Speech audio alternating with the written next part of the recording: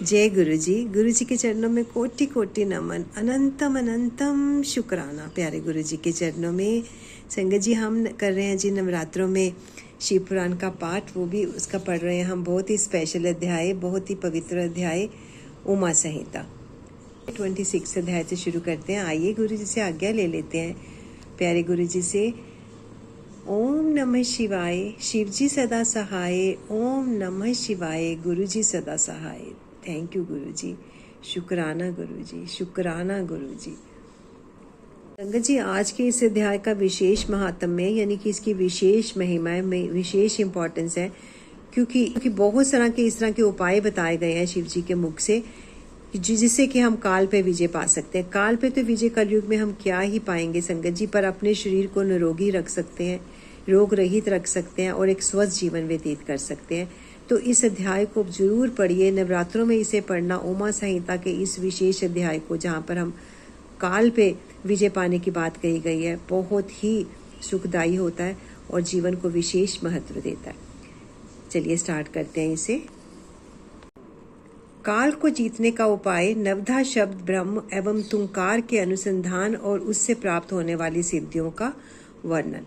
देवी पार्वती ने कहा, हे प्रभु, काल से आकाश का भी नाश होता है। यह भयंकर काल बड़ा विकराल है।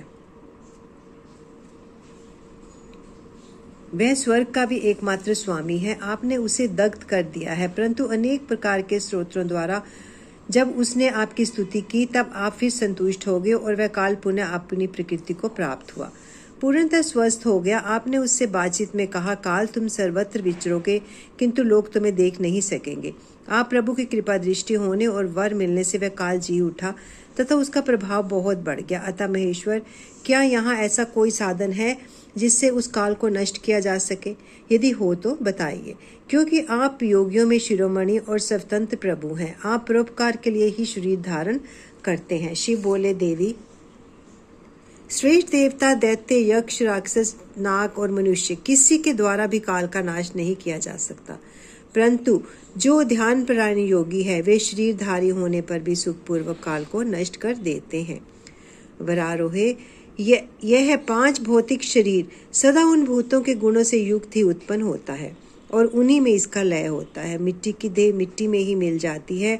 आकाश से वायु उत्पन्न होती है, वायु से तेज सत्तत्व प्रकट होता है, तेज से जल का प्राकट्य बताया गया है और जल से पृथ्वी का आविर्भाव होता है। पृथ्वी आदि भूत क्रमशः अपने कारण में लीन होते हैं। पृथ्वी के 5, जल के 4, तेज के 3, वायु के 2 गुण होते हैं। आकाश का एकमात्र शब्द ही गुण है। पृथ्वी आदि में जो गुण बताए गए हैं उनके नाम इस प्रकार हैं: शब्द, स्पर्श, रूप, रस और गंध। जब भूत अपने गुण को त्याग देता है तब नष्ट हो जाता है, और जब गुण को ग्रहण करता है तब उसका प्रादुर्भाव हुआ बताया जाता है। देवेश्वरी, इस प्रकार तुम 5 भूतों के यथार्थ स्वरूप को समझो। हे देवी, इस कारण काल को जीतने की इच्छा वाले योगी को चाहिए कि वह प्रतिदिन प्रयत्न पूर्वक अपने अपने काल में उसके अंशभूत गुणों का चिंतन करे। योग वेत्ता पुरुष को चाहिए कि सुखद आसन पर बैठकर भी शुद्ध श्वास यानी प्राणायाम द्वारा योगाभ्यास करे। रात में जब सब लोग सो जाएं, उस समय दीपक बुझाकर अंधकार में योग धारण करें। तर्जनी उंगली से दोनों कानों को बंद करके 2 घड़ी तक दबाए रखें।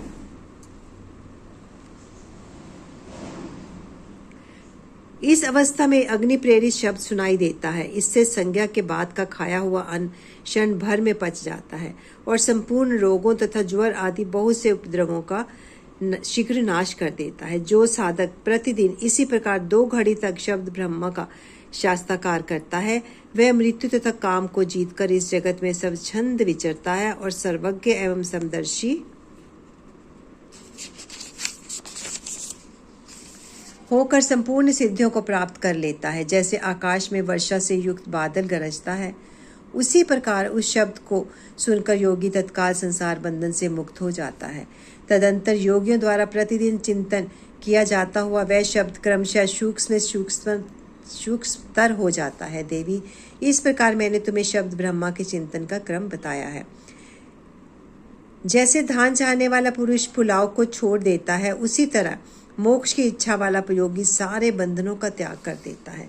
इस शब्द ब्रह्म को पाकर भी जो दूसरी वस्तु की अभिलाषा करते हैं वे मुक्के से आकाश को मारते और भूख प्यास की कामना करते हैं। यह शब्द ब्रह्म ही सुखद मोक्ष का कारण, बाहर भीतर के भेद से रहित, अविनाशी और समस्त उपाधियों से रहित पर ब्रह्म है। इसे जानकर मनुष्य मुक्त हो जाते हैं। जो लोग काल पाश से मोहित हो शब्द ब्रह्म को नहीं जानते, वे पापी और कुबुद्धि मनुष्य मौत के फंदे में फंसे रहते हैं। मनुष्य अभी तक संसार में जन्म लेते हैं जब तक सबके आश्चर्यभूत परम तत्व पर ब्रह्म परमात्मा की प्राप्ति नहीं होती। परम तत्व का ज्ञान हो जाने पर मनुष्य जन्म मृत्यु के बंधन से मुक्त हो जाता है। निद्रा और आलस्य साधना का बहुत बड़ा विघ्न है। इस शत्रु को यत्न पूर्वक जीतकर सुखद आसन पर आसीन हो प्रतिदिन शब्द ब्रह्म का अभ्यास करना चाहिए। 100 वर्ष की अवस्था वाला वृद्ध पुरुष आजीवन इसका अभ्यास करे तो उसका शरीर रूपी स्तंभ मृत्यु को जीतने वाला हो जाता है और उसे प्राण वायु की शक्ति को बढ़ाने वाला आरोग्य प्राप्त होता है। वृद्ध पुरुष में भी ब्रह्म के अभ्यास से होने वाले लाभ का विश्वास देखा जाता है। फिर तरुण मनुष्य तो इस साधन से पूर्ण लाभ हो, इसके लिए तो कहना ही क्या है। वह शब्द ब्रह्म का ना ओंकार है, ना मंत्र, ना बीज है, ना अक्षर है। वह अनाहत नाद यानी बिना आघात के अथवा बिना बजाए ही प्रकट होने वाला शब्द है। इसका उच्चारण किए बिना ही चिंतन होता है। यह शब्द ब्रह्म कल्याणमय है। प्रिय शुद्ध बुद्धि वाले पुरुष यत्न पूर्वक निरंतर इसका अनुसंधान करते हैं। अतः 9 प्रकार के शब्द बताए गए हैं जिन्हें प्राण वेता पुरुषों ने लक्षित किया है। मैं उन्हें प्रयत्न करके बता रहा हूँ। उन शब्दों को नाद सिद्धि भी कहते हैं। वे शब्द क्रमशः इस प्रकार है। घोष, कांस्य यानी झांझ आदि, श्रृंग, सिंघा आदि, घंटा, वीणा आदि, बांसुरी, दुदुम्बी, शंख और नवा मेघ गर्जन, इन 9 प्रकार के शब्दों को त्याग कर तुंकार का अभ्यास करें। इस प्रकार सदा ही ध्यान करने वाले योगी पुण्य और पापों से लिप्त नहीं होता है। हे देवी, योगाभ्यास के द्वारा सुनने का प्रयत्न करने पर भी जब योगी उन शब्दों को नहीं सुनता और अभ्यास करते करते मरणासन हो जाता है, तब भी वह दिन रात उस अभ्यास में ही लगा रहे। ऐसा करने से 7 दिनों में वह शब्द प्रकट होता है जो मृत्यु को जीतने वाला है। हे देवी, वह शब्द 9 प्रकार का है, उसका मैं यथार्थ रूप से वर्णन करता हूँ। पहले तो घोषात्मक नाद प्रकट होता है जो आत्मशुद्धि का उत्कृष्ट साधन है। वह उत्तम नाद सब रोगों को हर लेने वाला तथा मन को वशीभूत करके अपनी ओर खींचने वाला है। दूसरा कांस्य नाद है जो प्राणियों की गति को स्तंभित कर देता है। वह विष, भूत और ग्रह आदि सबको बांधता है, इसमें संशय नहीं है। तीसरा श्रृंग नाद है जो अभिचार से संबंध रखने वाला है। उसका शत्रु के उच्चाटन और मारण में नियोग एवं प्रयोग करें। चौथा घंटा नाद है जिसका साक्षात परमेश्वर शिव उच्चारण करते हैं। वह नाद संपूर्ण देवताओं को आकृष्ट कर लेता है। फिर भूतल के मनुष्यों की तो बात ही क्या है। यक्षों और गंधर्वों की कन्याएं उस नाद से आकृष्ट हो योगी को अपनी इच्छा के अनुसार महासिद्धि प्रदान करती हैं तथा उनकी अन्य कामनाएं भी पूर्ण करती हैं। 5वां नाद वीणा है जिसे योगी पुरुष ही सदा सुनते हैं। हे देवी, उस वीणा नाद से दूरदर्शन की शक्ति प्राप्त होती है। वंशी नाद का ध्यान करने वाले योगी संपूर्ण तत्व प्राप्त हो जाता है। दुदुम्बी का चिंतन करने वाला साधन जरा और मृत्यु के कष्ट से छूट जाता है। देवेश्वरी, शंखनाद का अनुसंधान होने पर इच्छा अनुसार रूप धारण करने की शक्ति प्राप्त हो जाती है। मेघनाद के चिंतन से योगी को कभी विपत्ति का सामना नहीं करना पड़ता। वरानने, जो प्रतिदिन एकाग्र चित्त से ब्रह्म रूपी तुंकार का ध्यान करता है उसके लिए कुछ भी असाध्य नहीं होता, उसे मनोवांछित सिद्धि प्राप्त हो जाती है। वह सर्वज्ञ, सर्वदर्शी और इच्छानुसार रूपधारी होकर सर्वत्र विचरण करता है, कभी विकारों के वशीभूत नहीं होता। वह साक्षात शिव ही है, इसमें संशय नहीं है। परमेश्वरी, इस प्रकार मैंने तुम्हारे समक्ष सब ब्रह्म के नवधा स्वरूप का पूर्णतः वर्णन किया है। अब और क्या सुनना चाहती हो। अध्याय 26 की समाप्ति। अध्याय 27, काल या मृत्यु को जीतकर अमरत्व प्राप्त करने की 4 यौगिक साधनाएं। प्राणायाम, भ्रू मध्य में अग्नि का ध्यान, मुख से वायुपान तथा मुड़ी हुई जीवा द्वारा गले की घंटी का स्पर्श। पार्वती बोली, प्रभु, यदि आप प्रसन्न हैं तो योगी योगा जनित वायुपद को जिस प्रकार प्राप्त होता है वैसा मुझे बताइए। भगवान शिव ने कहा, सुंदरी, पहले मैंने योगियों के हित की कामना से सब कुछ बताया है जिसके अनुसार योगियों ने काल पर विजय प्राप्त की है। योगी जिस प्रकार वायु का स्वरूप धारण करता है उसके विषय में भी कहा गया है। इसलिए योग शक्ति के द्वारा मृत्यु दिवस को जानकर प्राणायाम में तत्पर हो जाए। ऐसा करने पर आधे मास में ही वह आए हुए काल को जीत लेता है। हृदय में स्थित हुए प्राणवायु सदा अग्नि को उद्दीप्त करने वाली है, उसे अग्नि का सहायक बताया गया है। वह वायु बाहर और भीतर सर्वत्र व्याप्त और महान है। ज्ञान, विज्ञान और उत्साह सबकी प्रवृत्ति वायु से ही होती है। जिसने यहाँ वायु को जीत लिया उसने उस संपूर्ण जगत पर विजय पा ली। साधक को चाहिए कि वह जरा और मृत्यु को जीतने की इच्छा से सदा धारणा में स्थित रहे, क्योंकि योगपरायण योगी को भली भांति धारणा और ध्यान में तत्पर रहना चाहिए। जैसे लोहार मुंह से धोंकनी को फूंक फूंक कर उसके वायु के द्वारा अपने सब कार्यों को सिद्ध करता है, उसी प्रकार योगी को प्राणायाम का अभ्यास करना चाहिए। प्राणायाम के समय जिनका ध्यान किया जाता है वे आराध्य देव परमेश्वर सहस्त्रों मस्तक, नेत्र, पैर और हाथों से युक्त है तथा समस्त ग्रंथियों को आवृत करके उनसे भी 10 उंगल आगे स्थित है। आदि में व्याहुति और अंत में शिरो मंत्र सहित गायत्री का 3 बार जप करें और प्राण वायु को रोके रहें। प्राणों के इस आयाम का नाम प्राणायाम है। चंद्रमा और सूर्य आदि ग्रह जा जाकर लौट आते हैं, परंतु प्राणायाम पूर्वक ध्यान परायण योगी जाने पर आज तक नहीं लौटे हैं, अतः मुक्त हो जाते हैं। हे देवी, जो द्विज वर्षों तक तपस्या करके कुशों के अग्रभाग से एक बूंद जल पीता है वह जिस फल को पाता है वही ब्राह्मणों को एकमात्र धारणा अथवा प्राणायाम के द्वारा मिल जाता है।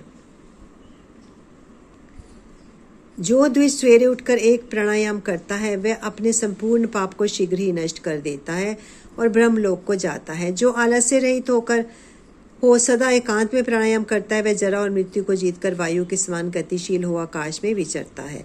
वह सिद्धों के स्वरूप, कांति, मेघा, पराक्रम और शौर्य को प्राप्त कर लेता है। उसकी गति वायु के समान हो जाती है, अतः उसे स्पृहणीय, सौख्य एवं परम सुख की प्राप्ति होती है। देवेश्वरी, योगी जिस प्रकार वायु से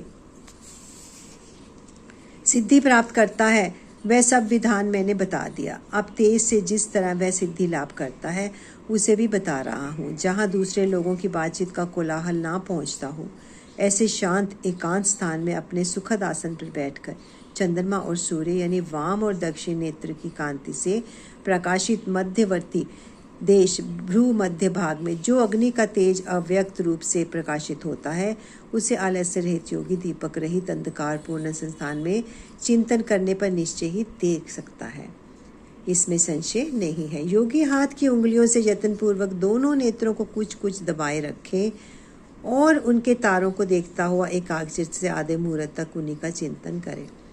तदंतर अंधकार में भी ध्यान करने पर वह उस ईश्वरीय ज्योति को देख सकता है। वह ज्योति सफ़ेद, लाल, पीली, काली तथा इंद्रधनुष के समान रंग वाली होती है।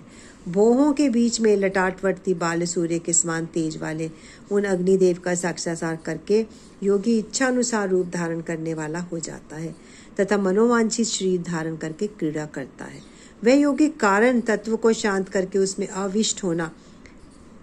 आविष्ट होना, दूसरे के शरीर में प्रवेश करना, अणिमा आदि गुणों को पा लेना, मन से ही सब कुछ देखना, दूसरों की बातों को सुनना और जानना, अदृश्य हो जाना, बहुत से रूप धारण कर लेना तथा आकाश में विचरना इत्यादि सिद्धियों को निरंतर अभ्यास के प्रभाव से प्राप्त कर लेता है। जो अंधकार से परे और सूर्य के समान तेजस्वी है उसी इस महान ज्योति में पुरुष परमात्मा को मैं जानता हूँ। उन्हीं को जानकर मनुष्य काल या मृत्यु को लांघ जाता है। मोक्ष के लिए इसके सिवा कोई मार्ग नहीं है। हे देवी, इस प्रकार मैंने तुमसे तेज तत्व के चिंतन की उत्तम विधि का वर्णन किया है, जिसमें योगी काल पर विजय पाकर अमरत्व को प्राप्त कर लेता है। हे देवी, अब पुनः दूसरा श्रेष्ठ उपाय बताता हूँ जिससे मनुष्य की मृत्यु नहीं होती। देवी, ध्यान करने पर योगियों की चौथी गति साधना बताई जाती है। योगी अपने चित्त को वश में कर यथा योग्य स्थान से सुखद आसन पर बैठे, वह शरीर को ऊंचा करके अंजलि बांध कर चोंचकी सी आकृति वाले मुख के समान धीरे धीरे वायु का पान करे। ऐसा करने से क्षण भर में तालु के भीतर स्थित जीवनदायी जल की बूंद टपकने लगती है। उन बूंदों को वायु के समान लेकर सूंघे। वह शीतल जल अमृत स्वरूप है। जो योगी उसे प्रतिदिन पीता है वह कभी मृत्यु के अधीन नहीं होता। उसे भूख प्यास नहीं लगती। उसका शरीर दिव्य और तेज महान हो जाता है। वह बल में हाथी और वेग में घोड़े की समानता करता है। उसकी दृष्टि गरुड़ के समान तेज हो जाती है और उसे दूर की भी बातें सुनाई देने लगती हैं। उसके केश काले काले और घुंघराले हो जाते हैं तथा अंग कांति गंधर्व एवं विद्याधरों की समानता करती है। वह मनुष्य देवताओं के वर्ष से 100 वर्षों तक जीवित रहता है तथा अपनी उत्तम बुद्धि के द्वारा बृहस्पति के तुल्य हो जाता है। उससे इच्छा अनुसार विचरने की शक्ति आ जाती है और वह सदा ही सुखी आकाश में विचरण की शक्ति पा लेता है। वरान ने अब मृत्यु पर विजय पाने की पुनः दूसरी विधि बता रहा हूँ, जिसे देवताओं ने भी प्रयत्न पूर्वक छिपा रखा है। तुम उसे सुनो।